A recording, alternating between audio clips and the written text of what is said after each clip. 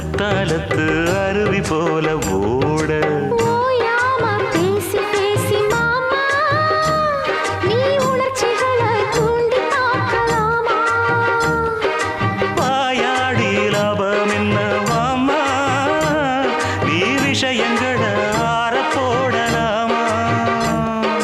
வெச்சது யாரு சொக்கப்படி என்னவ பண்ணப்படி